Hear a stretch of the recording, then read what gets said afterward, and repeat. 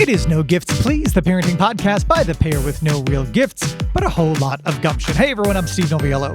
And I'm Jenny Anchondo. I think I just broke the microphone, but I've fixed it. I'm a tech as well. There you go. Well done. Well done. Nice to see you. Thank you. You too. I've missed you. I've missed you as well. I was just noticing the lighting. If you're watching on YouTube, the lighting in here is really very complimentary. Look how sharp your face looks. It makes me less worried about being my best summer self. Maybe we could just put a pool in here. I am still worried about being my best summer self, but I will take a pool in here. That's a good idea. We both own pools, and that's the reason why you own a pool, so that you don't have to worry about. Speaking of pools, you have a pool party. Pool party for Brighton. Yes, an Amazon pool party. Amazon rainforest theme. Well, last year it was mermaid themed. Yes. So was it 2 years ago? Have we moved on from the mermaids? It's been an ebb and flow.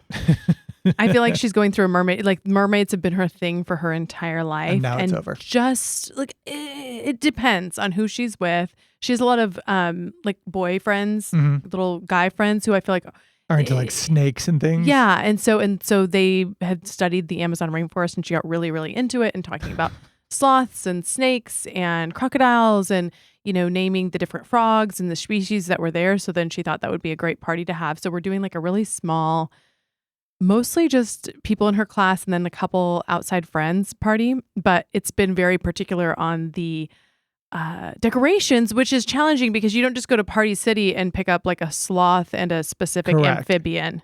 Correct. You're having creature teacher?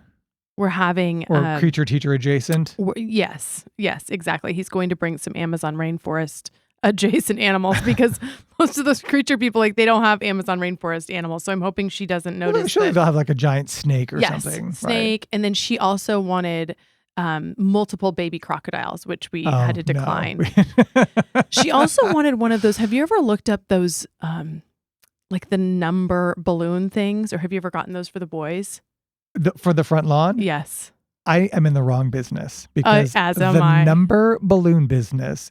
I'm assuming you've declined after pricing. I have priced it out. Well, okay, listen. How much? Because it's a single digit. We're still in the single digits here, so it's one digit. Yes. And how much was it? At a discount, $320. Wow. $320. I have to say, like, on behalf of the balloon people, it's really a ton of work. They are massive. And you have to transport it. You have to blow up all the balloons. Build it on your lawn. Build it in the middle of the night. Yeah. So it's like, I think that they deserve that amount of money. I do not think they deserve that amount of money. I do. I think that they deserve an amount of money. I don't know that so $400 without the discount? Yeah, I think they deserve it because they're getting up in the middle of the night. And excuse me, I get up in the middle of the night to go to work and nobody gives me deserve more money bonus. too. I think you also I think we all deserve more money. We're all underpaid. But like I couldn't make it myself. You know what I mean? It's a certain skill set. We were going to do it, however, they let me know that it's only going to last one day in the heat, and then they take it down because I was like, well, even if it doesn't look great, can you just leave it up? No, it sags and stuff, and they don't want people seeing their saggy product. Exactly. So I don't know. I bought some little happy birthday yard cards from Amazon. So we did, and that's an even better idea. So after pricing, because the boys, when we drive around our neighborhood, the balloon number is very popular. Very popular, and they're like, "Oh, look, someone's turning 6, someone's turning 12, someone's turning." They're like, "I feel bad for the 12." Can we? But and I'm like, "How about?" I think we use, and I'm going to get it wrong, so I think we use like Sign Elf, and we did it like once for each of them, and that was that. Similar setup. They come in the middle of the night. There's different levels of like what you can do, and it was, I'm going to say, less than half of what you're talking about here for the non-discounted balloon. But the other thing though is it's only that's what we decided on. We're going to do the Card My Yard people, right. But I know she's going to want it on her actual birthday, which is several days after her party. And so then that it ended up being like $1,000 or something. And I was like, okay, I'm going to get the sign from Amazon, and it's pretty piddly because our house is tall, and so it looks like happy birthday. It's like a whisper. It's barely a whisper of a birthday. So okay, speaking of birthday branding, so and this is no shade at all. In fact, I'm a little jealous, but we went to, because it reminded me, because you're having a pool party, and I know that you had the experience of going to another pool party thrown by other people that was just otherworldly. It was otherworldly, and it makes me so embarrassed at the time that I hosted this group at my house. And like, I just showed up from work at the same time as them. I was like, get in the pool. I was like, yeah, exactly. Like, Pool's open. here's the pool. And I didn't think anything about it. And I even told some of the other moms, I was like, hey, can you guys bring like the champagne and stuff? Because I'm going to be coming straight from work. I can't have it in the car. Like, if you want it to be chilled, like, I'll host, as in I will unlock the front door and all the girls can come in. That was truly all I did. And looking back, I am so mortified because this same group then hosted a party with like personalized everything and like a painting craft and an entire cheese table and adult drinks, kid drinks, a special guest appearance by like their favorite cheer instructor. Yeah, basically the Beyonce of cheer showed up. And I was like, oh my gosh, I can't show my face here ever again. So we went to a birthday party. It's got to be a couple of weeks ago at this point. Lovely family. The girl is in Jacob's class. It was a pickleball party for an 8-year-old girl. Cute. Super cute. But and it was so the mom works in I think the parents own a real estate company. Lovely family. And again, no shade. I was like, wow. So not gift bags. Like there was a logo for the party with this girl's name, but iconic. Like it was like that, like not hunter green, but like almost like that Kelly green and white, like classy. PGA / we're at a polo match / that scene in True Beverly Hills, which you've never seen. I'm really like ruining, honestly. We're going to have to end this podcast unless I can start watching it. So like canvas tote bag, right? Embroidered canvas hats with the same logo, matching like sweatbands, headbands, a trophy case, like trophy for every kid. Oh my gosh, cute. I mean, it was the huge balloons with the logo and stuff. And I was like, oh my God. But here's the thing. Were you like, I'm not inviting this child to But no, Jacob's my second party. thought was, I am glad that this is this mom's thing. Because I said to her, I was like, I have to ask, what do you do? She goes, I work in marketing. I know it looks really like super bougie and stuff, but like to me, it's like to us when someone's like, could you edit this together or could you voice this over? Sure, it's like it takes 2 seconds. It takes 2 seconds. Yeah. Now, I'm not saying this woman took 2 seconds, but she knew. It's her skill set. Right, it's her gifting. Yeah. And it got me thinking about that. Like, why is it for things like that? Like when someone's like, oh, my father's a thoracic surgeon. I'm not like, crap, now I got to learn to be a thoracic surgeon. You know what I mean? But like if you have like a canvas tote bag at your child's birthday party, somehow I'm feeling some sort of way that like my hand, I mean, I was too cheap a few years ago to buy Pokemon gift party bags. So I bought plain yellow party bags and hand drew Pokemon on each one of them. Oh, wow. That's actually very impressive. Yeah. I'd made a stencil and did like a half silhouette of Pokemon, like on these like $1 each plain, because the other ones were like $6 each. And I was like, I'm not doing $6 paper bags for 20 kids. Like the favors are, except for, I mean, this party's favors sounds like they were iconic and people are going to be like water bottle seen around Snyder Plaza wearing them. It was the cute, and all of the girls, I mean, everybody, like Jacob had the headband and that is so cute. But it really did get me thinking because it reminded me immediately. I was like, in fact, I think I even texted you photos from the party. And I was like, I uninvited you after that to our party. Like, you're no longer invited. But it was like, you know what? I mean, and again, we joke about like the competition of like, where do you go from here? But I was like, you know what? I am really comfortable letting this be this woman's thing. Yeah. Like there's another woman that and she is, I think they're the coolest family. They're from California. They live here now.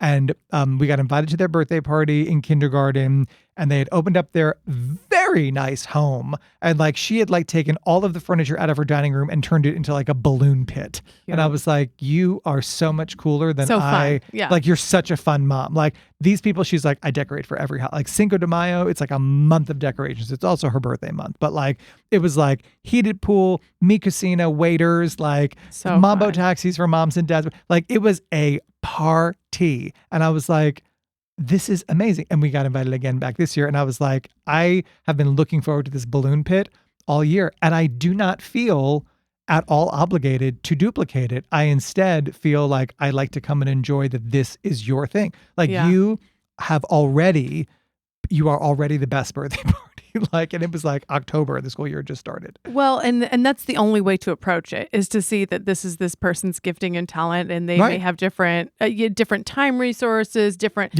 intellectual resources, just the way that they come together with things. I'm glad you're not hiding your face like I am with the cheer group that I like threw Jacob's the lame last pool birthday party for. we did at Spark, and like the gift for the kids was the slime that you got to make at the party.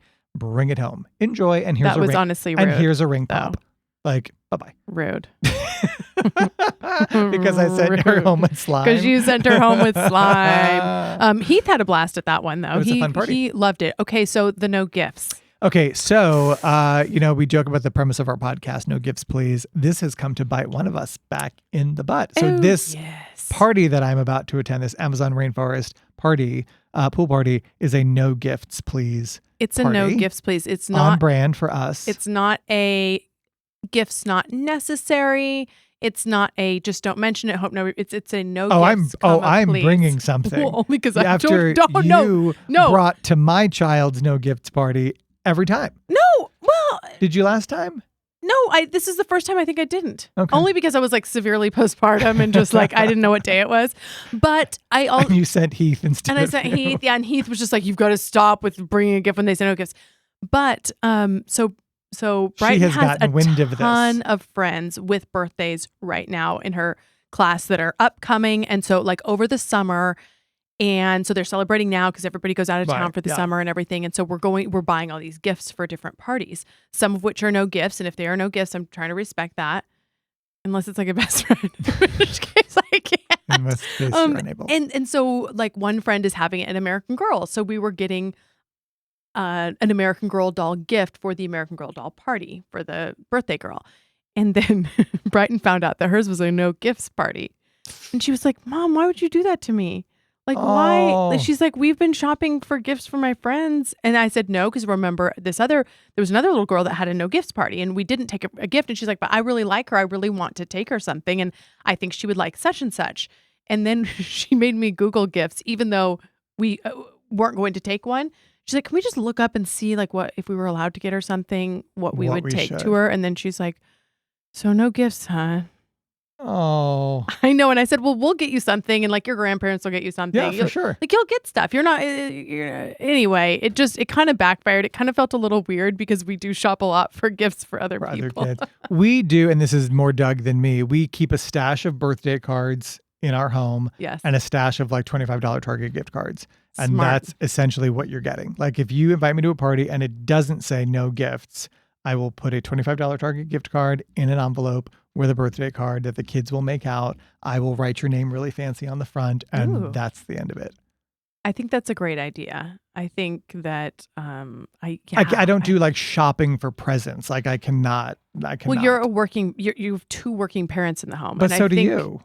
I know it's really hard. Like you and Heath. And I think it's hard. Like I think that's what I'm saying. If you are at work all day, and then you pick your child up from school, like the day's done. It's like it's dinner, it's bath, it's bedtime. So that's why she knows that we often shop online. Or I'll say, "Okay, we'll come over here to the computer and we'll kind of, what is that person like or what are they into?" We'll shop that way if we do it with enough notice for it to be shipped. Yeah. We've run into the same thing too. Like we had a no gifts party for Jacob, and one of his little best friends, lovely family, his mom contacted me and said, "Listen, our son really wants to bring something for Jacob because they're good buddies. So like, is it okay if we bring something, and what would he like?"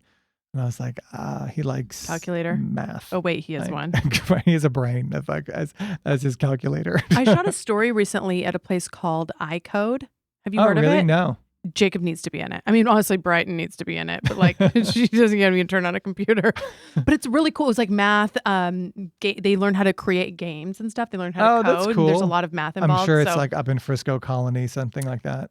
There's a Dallas location. Oh, is there? Yeah, but we were in Frisco. I feel like every time and I get it, like the real estate is cheaper and there's more room up there and whatnot. But like every time you're like, "Oh, look at this super cool thing." Like didn't we just get invited? What was it? Epic Waters? They just invited us. Okay, we have to go. Okay, I did a story there, and actually the PR gal listens to the podcast. Oh, does she really? So she was awesome, and she was like, "You guys have to bring your kids out and stuff." It looks really cool, and it's an indoor. For those of you who don't know, it's an indoor water park. Which brilliant idea in Texas. Exactly, because we and no shade to the other water parks in town, and there are many wonderful ones. Like we've shot at the Gaylord before, great. I love The Gaylord. Anatole has a great Love one. the Anatole. Wherever There's else, so many. any of like the more traditional ones. Like I used to MC Wags and Waves at Hawaiian Falls at the end of the year, when they let dogs in on the last day. That sounds honestly really wild. It's actually super cute. So it's the last day that they're open. So like they're draining the place after the event is over, cute. and everybody can bring their dog. Which is super fun. cute. Yeah, totally. And I would MC the event. But anyway, off track. So yeah, we need to like get a day off or something. I don't know. I mean, we can go on a weekend, but it's gonna be packed, I feel like a weekday would be a better situation because it would be less crowded, and maybe we can pull the kids from camp or something. Exactly. We can call in actually sick that day.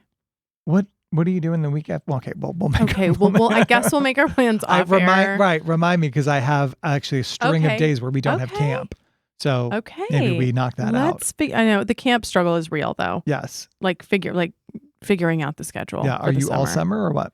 I mean, yeah, some of them are only 9 to noon. Oh God, no. No. I need you to be committed. 8 to 4. Like 6 to 6. Stop. Oh my gosh. And then grandma does the pickup. I need you to be committed here for the full day.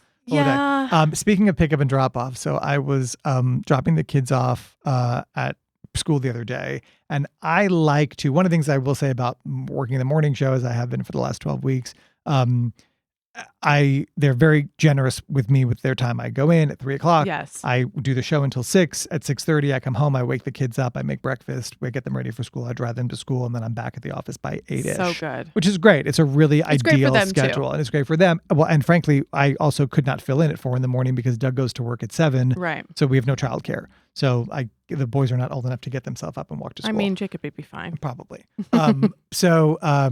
I like when we go, like I'll park the car and then we'll walk like a couple of blocks to go to the school. Oh, you're getting your circadian rhythm like back in check after getting up so early. Well, he enjoys, trust me, he's more of like, just drop me off a carpool, Dad. And I'm like, no, like I like to go, like it's a whole thing, and the other moms and dads are there, and right, like I've got both the kids, and I think it's also good for Hudson because next year he'll be going to the same school. True. And like we're kind of in that rhythm, and I'm certainly walking him in every day. Of course. So we pulled up to school, and I, as I always do, I said, okay, monkeys, let's go.